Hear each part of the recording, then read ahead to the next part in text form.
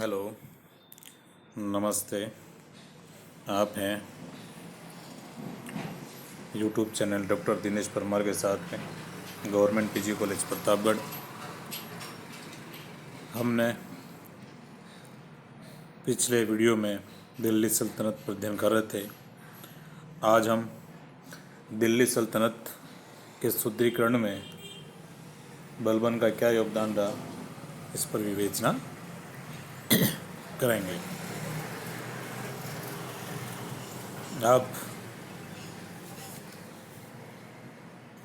पहले से ही जानते हैं, बलबन ने पद की प्रतिष्ठा को सर्वोच्च किया। उसने राजत्व के सिद्धांत को मजबूत किया तथा अपने आप को दिल्ली सल्तनत में सुदृढ़ करने के लिए पूरा जोर दिया। जैसा कि पूर्ववर्ती जो भी सुल्तान थे वो दुर्बल एवं अयोग्य थे। फलस्वरूप उनके समय में राज्य में चारों तरफ अव्यवस्था, अराजकता व्याप्त हो गई थी, जिसके फलस्वरूप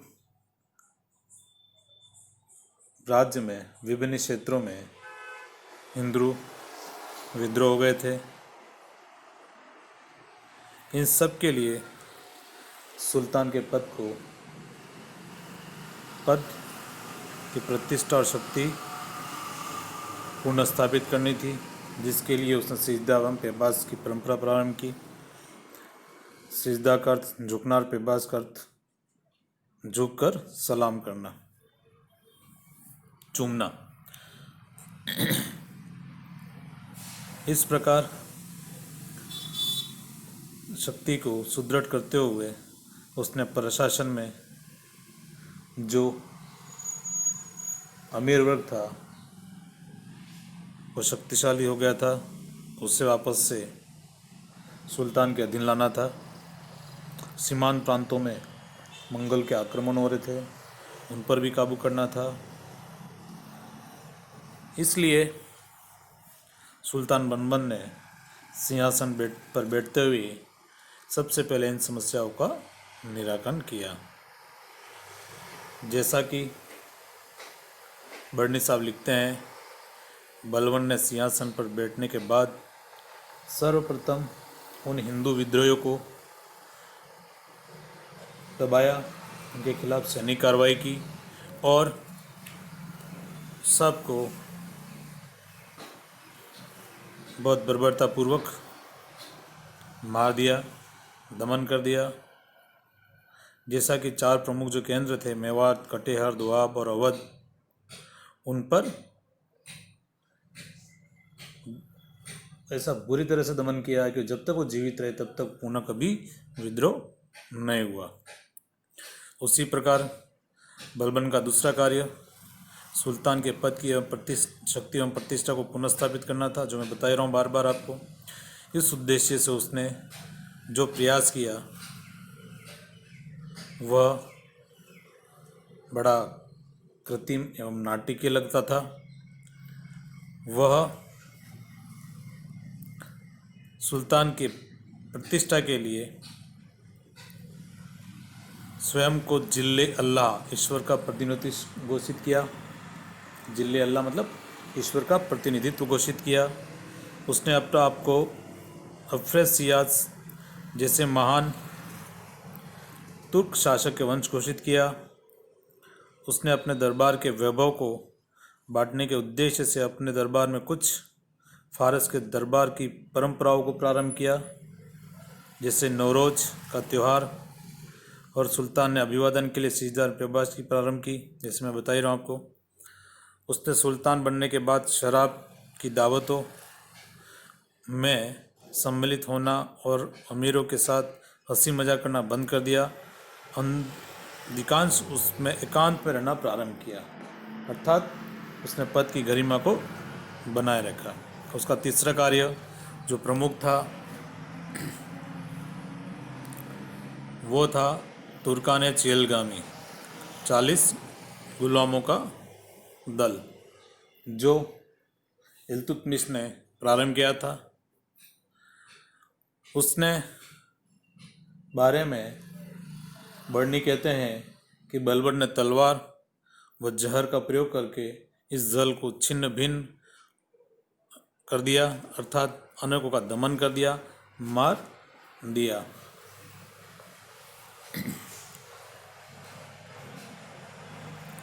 गवर्नर शेर खां को, जो प्राचीन गुलामों का दल का प्रमुख सदस्य था, उसके एक विश्वास पात्र दास के माध्यम से उसे जहर दे के मार दिया गया। इस प्रकार सभी को उसने मार दिया, जैसे बदायूं के गवर्नर बरबक, उसके बाद अवध के गवर्नर हैबत खां को अपराध के लिए दंड घोषित दिया। मतलब उसने इस तरह से किया कि उसके कोई खिलाफ ना बोल सके। बलबन ने चौथा कार्य एक प्रथम गुप्तचर विभाग का गठन किया, जो दीवान बरिद के नाम से जाना जाता है।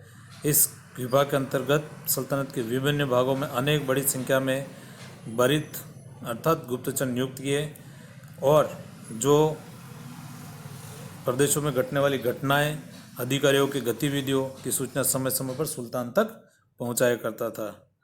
बलबन ने पांचवा कार्य एक पृथक केंद्रीय सैनिक विभाग की स्थापना की, जिसे दीवान आरिज या दीवान अर्ज के नाम से जाना जाता है। इसके अध्यक्ष को आरिज ममालिक के पद पर इमादुल मुल्क को नियुक्त किया, जिसने बलबन की सेना को पूरी तरह से अनुशासित एवं संगठित किया। यह महत्वपूर्ण कार्य रहा इसका, जिसकी वजह से उसकी सेना संगठित रही और अपनी सीमाओं को उसने प्रमुख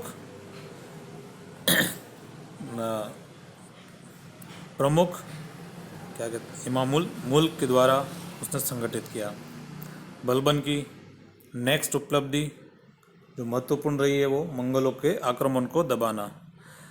दिल्ली सल्तनत की रक्षा में उसने 1270 ईस्वी में शेर खां की मृत्यु हो जाने के पश्चात बलबन ने उत्तर पश्चिम सीमांत प्रदेशों को 2 भागों में बांट दिया और अपने दोनों पुत्रों को मोहम्मद खां और बुगरा खां को वहाँ का गवर्नर बना दिया।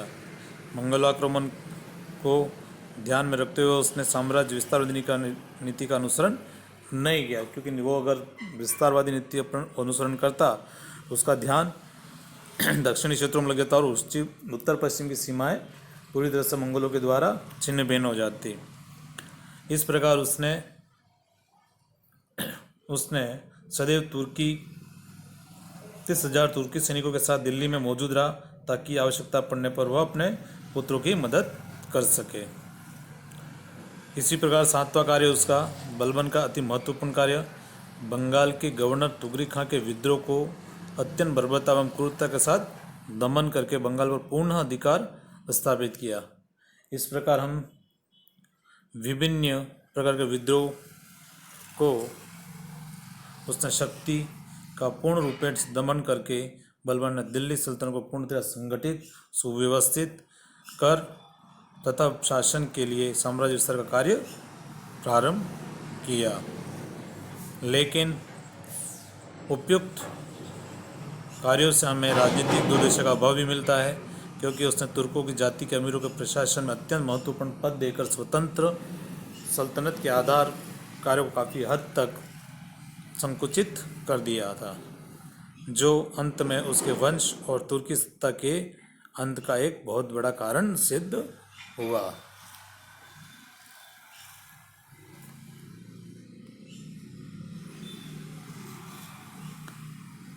धन्यवाद।